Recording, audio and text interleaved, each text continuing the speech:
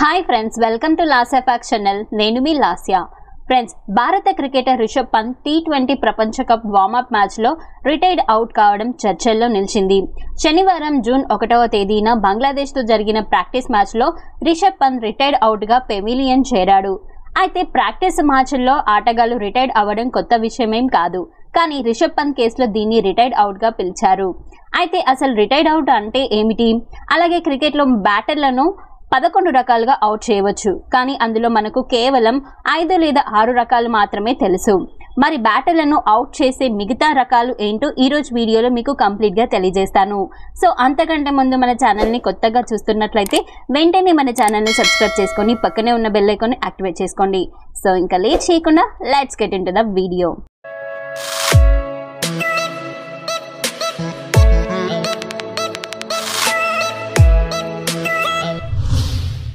Number 1, clean bowled. Friends, bowler వేసిన ball batsmen డిఫెన్స్ను ఛేదించుకుంటూ వెళ్లి వికెట్లను తగలడంతో stumps కింద పడతాయి. దీన్ని క్లీన్ బౌల్డ్ అని అంటారు. Number 2, catch out. Friends, batsmen కొట్టిన బాల్ని అపోనెంట్ ప్లేయర్స్ అందుకుంటే దాన్ని క్యాచ్ అవుట్గా పరిగణిస్తారు. అయితే బాల్ గాలిలో ఉండగానే ఫీల్డర్ అందుకోవాలి. బాల్ నేలను తగలకూడదు. Number 3, leg before wicket, LBW. Friends, bowler వేసిన బాల్ నేరుగా స్టంప్స్ వైపు వచ్చి బ్యాట్స్మెన్ బ్యాట్కు తగలకుండా ప్యాడ్స్కు తగిలితే దాన్ని LBWగా పిలుస్తారు. Number 4, run out. ఫ్రెండ్స్, బ్యాట్స్మెన్ పరుగు పూర్తి చేసేలోపే ఫీల్డర్ బాల్తో వికెట్లను తగిలిస్తే ఆ బ్యాట్స్మెన్ను రన్అట్గా పరిగణిస్తారు. Number 5, stumps out. Friends, batsmen crease నుంచి బయటకు వచ్చి షాట్ కొట్టడానికి ప్రయత్నించి విఫలమైనప్పుడు వికెట్ కీపర్ చేతిలో పడ్డ బాల్తో స్టంప్స్కు తగిలిస్తే ఆ బ్యాట్స్మెన్ స్టంప్ అవుట్గా అవుతాడు. అయితే బాల్ని ఆడేందుకు ముందు వెళ్లిన బ్యాట్స్మెన్ మళ్లీ క్రీజ్లో కాల్ పెట్టేలోపే వికెట్ కీపర్ స్టంప్స్ను పడగొట్టాలి. అలా కాకుండా బ్యాట్స్మెన్ క్రీజ్లోకి వచ్చాక స్టంప్స్కు పడగొడితే అవుట్గా పరిగణించరు. అయితే ఇవన్నీ మనం సర్వసాధారణంగా మ్యాచ్లో బ్యాట్స్మెన్ అవుట్ అయ్యే విధానాలు. ఇప్పుడు అరుదుగా బ్యాట్స్మెన్ అవుట్ అయ్యే తీరు గురించి తెలుసుకుందాం. నెంబర్ 6, మాన్కడింగ్. ఫ్రెండ్స్, ఇదొక రకమైన రన్అట్. బౌలర్ బాల్ని వేయడానికి ముందే నాన్ స్ట్రైకర్ ఎండ్లోని బ్యాట్స్మెన్ క్రీజ్ను దాటి బయటకు వస్తే బౌలర్ బాల్ని వేయడానికి బదులుగా దాంతో నాన్ స్ట్రైకర్ బ్యాట్స్మెన్ స్టంప్స్ను పడగొట్టవచ్చు. ఇలా నాన్ స్ట్రైకింగ్ ఎండ్లోని బ్యాట్స్మెన్ అవుట్ అవుతాడు. దీన్నే మాన్కడింగ్ అని అంటారు. అయితే బౌలర్ ఇలా చేసినప్పుడు స్టంప్స్ కింద పడకపోతే ఆ బాల్ని డెడ్ బాల్గా ప్రకటిస్తారు. అయితే భారత మాజీ క్రికెటర్ విను మాన్కడ్ పేరు మీద ఈ రకమైన అవుట్ను మాన్కడింగ్ అని పిలుస్తారు. ఎందుకంటే టీమిండియా 1947లో ఆస్ట్రేలియా పర్యటనకు వెళ్ళింది. ఆ సమయంలో విను మాన్కడ్ ఆస్ట్రేలియా బ్యాట్స్మెన్ బిల్ బోవెన్ను ఈ తరహాలోనే అవుట్ చేశాడు. అప్పుడు ఆస్ట్రేలియా మీడియాలో ఈ రకమైన అవుట్ను మాన్కడింగ్గా పిలిచారు.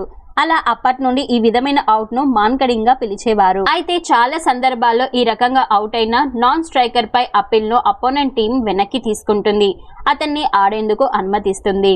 అయితే 2023 వన్డే వరల్డ్ కప్కు ముందు న్యూజిలాండ్ బంగ్లాదేశ్ మధ్య వన్డే సిరీస్లో ఇలాంటి ఘటన జరిగింది. న్యూజిలాండ్ బ్యాట్స్మన్ యష్ సోదీని బంగ్లాదేశ్ బౌలర్ హసన్ మహ్మద్ మాన్కడింగ్ విధానంలో అవుట్ చేశాడు. అయితే బంగ్లా కెప్టెన్ లిటన్ దాస్ తమ అపీల్ను వెనక్కి తీసుకుని సోదీ బ్యాటింగ్కి కొనసాగించేలా చేశాడు. Number 7, hit wicket. Friends, batting చేస్తున్నప్పుడు బ్యాట్స్మెన్ శరీరంలోని ఏదైనా భాగం స్టంప్స్కి తగిలి బెయిల్స్ కింద పడిపోతే ఆ బ్యాట్స్మెన్ హిట్ వికెట్గా అవుట్ అయి పెవిలియన్ చేరుతాడు. Number 8, double hit. ఫ్రెండ్స్, ఒకవేళ బ్యాట్స్మెన్ బాల్ని 2 సార్లు బ్యాట్తో కొడితే అతన్ని డబుల్ హిట్ అవుట్గా పరిగణిస్తారు. 2023 ఆగస్టులో మాల్టా రొమేనియా జట్ల మధ్య జరిగిన మ్యాచ్లో మాల్టా ఓపెనర్ ఫహియాన్ ఈ విధంగానే అవుట్ అయ్యాడు. Number 9, obstructing the field.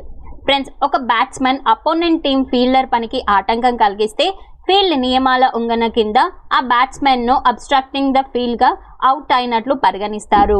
Number 10, time out. Friends, ఒక ప్లేయర్ అవుట్ అయిన తర్వాత కొత్తగా వచ్చే బ్యాట్స్మెన్ నిర్ణీత సమయంలోగా క్రీజ్లోకి రావాలి. ఒకవేళ బ్యాట్స్మెన్ అవుట్ అయిన 2 నిమిషాల్లోపు కొత్త బ్యాట్స్మెన్ క్రీజ్లోకి రాకపోతే అతన్ని టైమ్ అవుట్గా పరిగణిస్తారు. అయితే 2023 వన్డే వరల్డ్ కప్లో బంగ్లాదేశ్ శ్రీలంక జట్ల మధ్య మ్యాచ్లో ఈ నిబంధన చర్చల్లో నిలిచింది. 146 ఏళ్ల క్రికెట్ చరిత్రలో టైమ్ అవుట్ అయిన తొలి బ్యాట్స్మెన్గా శ్రీలంక ప్లేయర్ మాథ్యూస్ నిలిచాడు. అయితే 41 పరుగుల వద్ద సదీర సమర విక్రమ అవుట్ అయ్యాడు. ఆ తర్వాత శ్రీలంక సీనియర్ ప్లేయర్ మాథ్యూస్ క్రీజ్లోకి రావాల్సి ఉంది, కానీ ఆయన సమయానికి క్రీజ్లోకి రాలేదు. దీంతో బంగ్లాదేశ్ టీం అంపైర్కు అప్పీల్ చేసింది. దాంతో అంపైర్ కూడా బంగ్లా అపీల్ను సమ్మతించి మాథ్యూస్ను టైమ్ అవుట్గా ప్రకటించారు. నెంబర్ 11 ఇక ఫైనల్గా రిటైర్డ్ అవుట్. ఫ్రెండ్స్, రీసెంట్గా రిషబ్ పంత్ రిటైర్డ్ అవుట్ అయ్యాక ఈ పదంపై బాగా చర్చ జరుగుతుంది.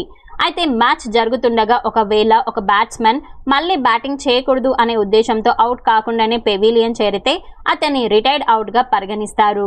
అంపైర్కు సమాచారం ఇచ్చి ఒక బ్యాట్స్మెన్ ఎప్పుడైనా సరే పెవిలియన్కు వెళ్ళవచ్చు. ఇలాంటి సందర్భాన్ని రిటైర్డ్ అవుట్గా పిలుస్తారు.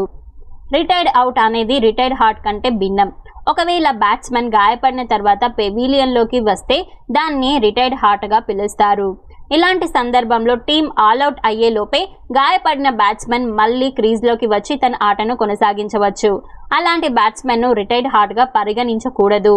అయితే ప్రాక్టీస్ మ్యాచ్ల్లో ఇతర ఆటగాళ్లకు అవకాశం ఇవ్వడం కోసం బ్యాట్స్మెన్ అవుట్ అవ్వకుండానే పెవిలియన్కు తిరిగి వెళ్లిపోవడం తరచుగా జరిగేదే. అయితే అంతర్జాతీయ క్రికెట్లో ఇలా ఒక్కసారి మాత్రమే జరిగింది. 2001లో శ్రీలంక బంగ్లాదేశ్ల మధ్య జరిగిన టెస్టులో 2 ఆటగాళ్లు రిటైర్డ్ అయ్యారు. శ్రీలంక ప్లేయర్లు మార్వన్ ఆటపట్టు, మహేలా జయవర్ధన్లను రిటైర్డ్ అవుట్గా పరిగణించారు. అయితే వాళ్ళిద్దరూ అలా చేయడం క్రీడా స్ఫూర్తికి విరుద్ధమని అప్పట్లో చర్చ జరిగింది.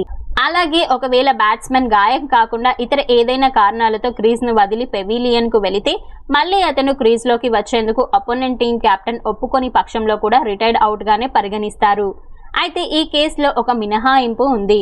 టీమిండియా 1982లో వెస్టిండీస్లో పర్యటించిన సమయంలో 5వ టెస్టు తొలి రోజు ఆట ముగిసే సమయానికి వెస్టిండీస్ బ్యాట్స్మెన్ గార్డన్ గ్రీనిస్ 154 పరుగులతో నాట్అవుట్గా నిలిచాడు. కానీ అతని 2 కూతురు తీవ్ర అనారోగ్యానికి గురి కావడంతో వెంటనే ఆయన విమానం ఎక్కి పాప దగ్గరకు వెళ్లిపోయాడు.